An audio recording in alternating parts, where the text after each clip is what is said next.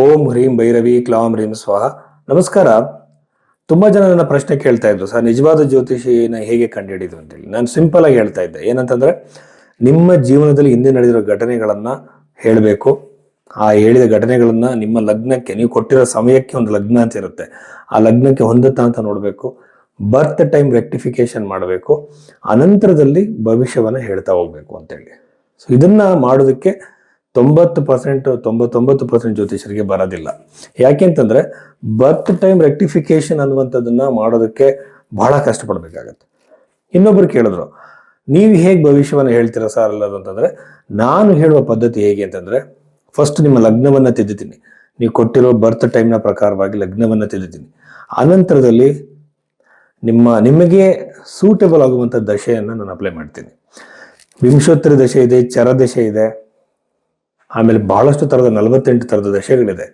ಬೃಹತ್ ಪರಾಶರ ವರಶಾಸ್ತ್ರ, ನಿಮಗೆ ಸೂಟೇಬಲ್ ಆಗಿರುವಂಥ ದಶೆಯನ್ನು ನಾನು ಅಪ್ಲೈ ಮಾಡ್ತೀನಿ. ಅನಂತರದಲ್ಲಿ ಜಮಿನಿ ಪದ್ಧತಿಯಲ್ಲಿ ನೋಡ್ತೀನಿ, ಚರದಶೆಯಲ್ಲಿ ನೋಡ್ತೀನಿ, ಅದರ ನಂತರದಲ್ಲಿ ಯೋಗಿನಿ ದಶೆಯಲ್ಲಿ ನೋಡ್ತೀನಿ, ಇನ್ನೊಂದು ತರದಲ್ಲಿ ಪ್ರಶ್ನೆ ಕೊಂಡ್ಲೇನ್ ಹಾಕ್ತೀನಿ. ಕೊನೆಯದಾಗಿ ನಿಮ್ಮ ಹಸ್ತರೇಖೆಗಳಲ್ಲಿರುವಂತಹ ರೇಖೆಗಳು ಯಾವ ತರದ ವಿಚಾರವನ್ನು ಸೂಚಿಸ್ತಾ ಇದೆ ಅಂತೇಳಿ ನಾನು ಎಲ್ಲದನ್ನು ಕೂಡ ಸಿಂಥಸೈಸ್ ಮಾಡ್ತೀನಿ. ಎಲ್ಲದನ್ನು ಕೂಡ ಅಪ್ಲೈ ಮಾಡಿ ಒಂದು ಪ್ರೆಡಿಕ್ಷನ್ಗೆ ಬರ್ತೀನಿ. ಇದಕ್ಕೆ ಟೈಮ್ ಹಿಡಿಯುತ್ತೆ. ಅಲ್ಲಿ ನನ್ನ ಪ್ರೆಡಿಕ್ಷನ್ ಅಕ್ಯುರೇಟ್ ಆಗುವಂಥ ಸಾಧ್ಯತೆ ಬಹಳಷ್ಟು ಇರುತ್ತೆ. ಅದು ಬಿಟ್ಟು ನಾನು ನಿಮ್ಮ ಹೆಸರು ಕೇಳ್ಬಿಟ್ಟು ನ್ಯೂಮರಾಲಜಿ ಪ್ರಕಾರ ಈ ಡೇಟಲ್ಲಿ ಹುಟ್ಟಿದ್ರೆ ಈ ಥರ ಆಗುತ್ತೆ ಅನ್ನೋದು, ಇದು ಯಾವುದನ್ನು ನಾನು ಮಾಡೋದಿಲ್ಲ. ಇದು ಸೈಂಟಿಫಿಕ್ ಮೆಥಡ್. ಇದನ್ನ ದೊಡ್ಡ ದೊಡ್ಡ ಜ್ಯೋತಿಷರುಗಳು ಇದನ್ನು ಫಾಲೋ ಮಾಡ್ತಾ ಇದ್ದಾರೆ.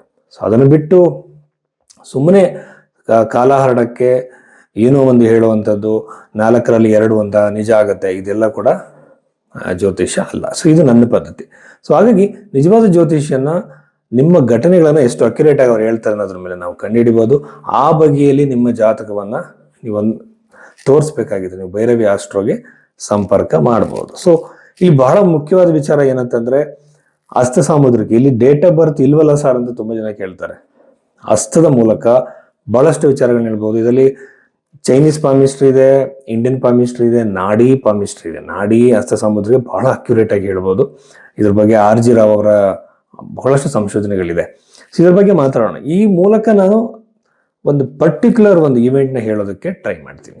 ಸೊ ಇದು ನನ್ನ ವೇ ಆಫ್ ಪ್ರೆಡಿಕ್ಷನ್. ಸೊ ಇದು ನನ್ನ ಟೆಕ್ನಿಕ್. ಸೊ ಈ ಬಗ್ಗೆ ನೀವು ಪ್ರೆಡಿಕ್ಷನ್ಸ್ ತಗೋಬೇಕು ಅಂದ್ರೆ ಕಾಂಟ್ಯಾಕ್ಟ್ ಮಾಡ್ಬೋದು. ಕುಂಭ ರಾಶಿ 2026 ಮಾರ್ಚ್ ತಿಂಗಳ 8ನೇ ತಾರೀಕು ನಂತರದ ವಾರ ಭವಿಷ್ಯದಲ್ಲಿ ನಾವು ನೋಡೋದಾದರೆ, ರಾಶಿಯಲ್ಲಿರುವಂತಹ ಪಾಪಗ್ರಹಗಳನ್ನೇ ನೋಡೋದಾದರೆ, ರಾಹು, ಬುಧ, ಕುಜ, ಸೂರ್ಯ ಎಲ್ಲ ಪಾಪಗ್ರಹಗಳೇ. ಬುಧ ಗ್ರಹಕ್ಕೆ ಒಂದು ವಿಶೇಷ ಶಕ್ತಿ ಇದೆ. ಅದು ಹಿಂಗೆ ಅಂದರೆ, ತಾನು ಪಾಪಕ್ಕೆ ಯಾರ ಜೊತೆ ಇರ್ತೀನೋ ಅವರಂಗೆ ಅದು ಬೆರೆಯುವಂತಹ ಸಾಧ್ಯತೆ. ಈಗ ಅದು ರಾಹುವಿನ ಜೊತೆ ಇದ್ದರೆ ರಾಹು ಥರನೇ ಆಗ್ಬಿಡುತ್ತೆ, ನೆಗೆಟಿವ್ ಆಗ್ಬಿಡುತ್ತೆ ಬುಧ ಗ್ರಹ. ಸೊ ಈ ಥರ ಒಂದು ತುಂಬ ಸೆನ್ಸಿಟಿವ್ ಆಗಿರುವಂಥ ಗ್ರಹ. ವೈವಾಹಿಕ ಜೀವನದಲ್ಲಿ ಕಿರಿಕಿರಿ, ಟೆನ್ಷನು, ಅನವಶ್ಯಕವಾಗಿರುವಂಥ ಮನಸ್ತಾಪಗಳು ಬರುವಂಥದ್ದು, ದೂರ ಆಗುವಂಥ ಸಾಧ್ಯತೆಗಳು ಬಹಳ ಇರೋದ್ರಿಂದ ಬಹಳ ಕೇರ್ಫುಲ್ ಆಗಿ ನೀವು ನಿಮ್ಮ ಲೈಫ್ ಪಾರ್ಟ್ನರ್ ಜೊತೆ ಕಮ್ಯುನಿಕೇಟ್ ಮಾಡಬೇಕಾಗತ್ತೆ. ಕಮ್ಯುನಿಕೇಷನಲ್ಲಿ ಹಲವಾರು ಚೇಂಜಸ್ ನೀವು ತರಬೇಕಾಗತ್ತೆ. ಆಮೇಲೆ ನೀವೊಂದು ಪಾರ್ಟ್ನರ್ಶಿಪ್ ಬಿಸ್ನೆಸ್ ಮಾಡ್ತಿರ್ತೀರ, ತುಂಬ ಚೆನ್ನಾಗಿ ನಡೀತಿರುತ್ತೆ, ಎಗೇನ್ ಇಲ್ಲಿ ಕಿರಿಕಿರಿಗಳು ಕ್ರಿಯೇಟ್ ಆಗ್ಬೋದು ನಿಮ್ಮ ಮಧ್ಯೆ. ಇದನ್ನು ಕೂಡ ನೀವು ಸಾಲ್ವ್ ಮಾಡ್ಕೊಳ್ಳೋ ಕಡೆ ಗಮನ ಕೊಡಿ. ಸೋಷಿಯಲ್ ಮೀಡಿಯಾದಲ್ಲಿ ಇರ್ತೀರಾ, ಯಾವುದೊಂದು ಪೊಸಿಷನ್ಲಿ ಇರ್ತೀರಾ, ಅಲ್ಲೂ ಕೂಡ ನಿಮಗೆ ಅನವಶ್ಯಕವಾಗಿ ಕಿರಿಕಿರಿ ಆಗ್ಬೋದು, ನಿಮ್ಮ ವ್ಯೂಸ್ ಕಮ್ಮಿ ಆಗ್ಬೋದು, ಇನ್ನು ಏನೋ ನಾನಾ ಥರದ ಸಮಸ್ಯೆಗಳು ಬರೋ ಸಾಧ್ಯತೆ ಈ ಒಂದು ಕುಂಭ ರಾಶಿಯಲ್ಲಿ ಹುಟ್ಟಿದವ್ರಿಗಿದೆ. ಆದರೆ ಇದು ಸಾಡೆ ಸಾತಿ ಬಗ್ಗೆ ಭಯ ಪಡೋದು ಬೇಡ. ಸಾಡೆ ಸಾತಿ ಅನ್ನುವಂಥದ್ದು ತುಂಬ ಪ್ಯಾರಾಮೀಟರ್ಸ್ ಇದೆ. ಈಗ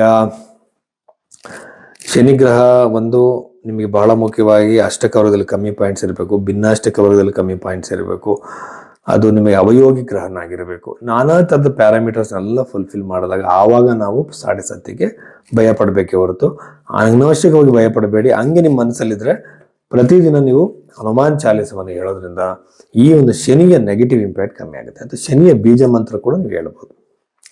ಇನ್ನು ಪ್ರೇಮಿಗಳಿಗೆ ವಿವಾಹದ ಸಾಧ್ಯತೆ, ಆಮೇಲೆ ಉತ್ತಮ ಆರೋಗ್ಯದ ಸಾಧ್ಯತೆ, ಯಾವುದೋ ಒಂದು ಹೆಲ್ತ್ ಇಶ್ಯೂ ಇರುತ್ತೆ, ತುಂಬ ದಿನ ನಿಮ್ಮನ್ನು ಕಾಡಿಸ್ತಿರುತ್ತೆ, ಸರಿ ಆಗ್ಬೋದು. ಮಕ್ಕಳಿಂದ ಸಂತೋಷ, ನೆಮ್ಮದಿ, ಮಕ್ಕಳಿಂದ ಏನೋ ನೋವಾಗಿರುತ್ತೆ, ಬೇಜಾರಾಗಿರುತ್ತೆ, ಅವ್ರಿಗೇನೋ ಒಂದು ಮದುವೆನೋ ಅಥವಾ ಇನ್ನೊಂದು ನೋಡ್ತಿರ್ತೀರ, ಇದು ಶುಭ ಸಮಾಚಾರವನ್ನು ನೀವು ಕೇಳ್ತೀರ. ಸಂತಾನದ ಯೋಗ ಕೂಡ ಇದೆ. ಎಗೇನ್ ಇಲ್ಲಿ ಕೆಲವು ಗ್ರಹಗಳನ್ನ ಗಮನಿಸ್ತಾ ಇದ್ರೆ ಹಣದ ಲಾಭ ಖಂಡಿತವಾಗ್ಲೂ ಆಗುತ್ತೆ. ಪ್ರಾಪರ್ಟಿ ಇರುತ್ತೆ, ಅದನ್ನ ಪ್ರಾಪರ್ಟಿ ಮಾರೋಕೆ ಇಟ್ಟಿರ್ತೀರ, ಸೇಲ್ ಆಗಿ ನಿಮಗೆ ಹಣ ಬರ್ಬೋದು. ನಾನಾ ಥರದಲ್ಲಿ ನಿಮಗೆ ಲಾಭವಾಗುವಂತಹ ಸಾಧ್ಯತೆ ಈ ಒಂದು ಕುಂಭರಾಶಿಯಲ್ಲಿ ಹುಟ್ಟಿದಂಥವ್ರಿಗೆ ಇದೆ. ಆಮೇಲೆ ಅನಿರೀಕ್ಷಿತವಾಗಿ ಸಡನ್ ಆಗಿ ಧನ ಲಾಭ ಆಗ್ಬೋದು. ಏನು ಇನ್ವೆಸ್ಟ್ಮೆಂಟ್ ಮಾಡ್ತೀರಾ, ಹಾಗಾಗಿ ನೀವು ಇನ್ವೆಸ್ಟ್ಮೆಂಟ್ಗಳನ್ನ ಮಾಡೋದನ್ನ ಬಿಡಬೇಡಿ.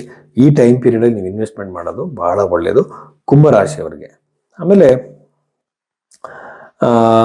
ಗೃಹ ನಿರ್ಮಾಣದ ಯೋಗ, ಪ್ರಾಪರ್ಟಿ ಖರೀದಿ ಯೋಗ ಖಂಡಿತವಾಗಲೂ ಇದೆ. ಆಮೇಲೆ ನೀವೇನೋ ಒಂದು ಮನಸ್ಸಲ್ಲಿ ಬೇಜಾರಲ್ಲಿ ಇದ್ದಿದ್ರಿ ಸ್ವಲ್ಪ ದಿನಗಳಿಂದ, ಅದು ಸಡನ್ ಆಗಿ ಸಾಲ್ವ್ ಆಗ್ಬೋದು ಈ ಟೈಮ್ ಪೀರಿಯಡ್, ಈ ವಾರದಲ್ಲಿ. ಅದೊಂದು ರಿಲೇಷನ್ಶಿಪ್ ಆಗಿರ್ಬೋದು, ಹಣದ್ದಾಗಿರ್ಬೋದು, ಇನ್ನೊಂದಾಗಿರ್ಬೋದು. ಅದರಿಂದ ತಕ್ಷಣ ಹೊರಗಡೆ ಬರುವಂತಹ ಒಂದು ವಾತಾವರಣ ನಿಮಗೆ ಕ್ರಿಯೇಟ್ ಆಗತ್ತೆ. ಇಷ್ಟು ವಿಚಾರಗಳು ಕುಂಭರಾಶಿಗೆ ಸಂಬಂಧಪಟ್ಟಿದ್ದವು.